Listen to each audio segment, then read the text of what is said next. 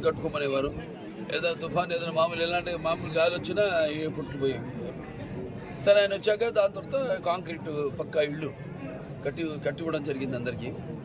Kilo బియ్యం ₹2 అయితేనేమి, అలాగే ఈ చేనేత వస్త్రాలు సగం ధరకి అయితేనేమి, ఇట్లాంటివి చెప్పుకుంటూ పోతే గోకొల్లలు మెంత రైతు దొరుకుతా వాటిని కొనసాగిస్తూ, అలాగే అందరు కూడా అందరికి ఇళ్ళు ఉండాలి, అందరికీ పేదలకు అందరూ కూడా ఈ యొక్క నీడను సమకూర్చాలి అన్న ఉద్దేశంతో ఆయన కూడా ఎన్నో రచించారు పథకాలని. ఇందుపురే తీసుకుంటే మనకి అప్పుడు ఆనాడు రామారావు తూముకుంటా పారిశ్రామిక వాడను ప్రారంభించడం జరిగింది. తర్వాత అప్పటికి ఇంకా బెంగళూరు మనకి ఇంటర్నేషనల్ ఎయిర్పోర్ట్ కూడా లేదు, ఊహించలేదు కూడా.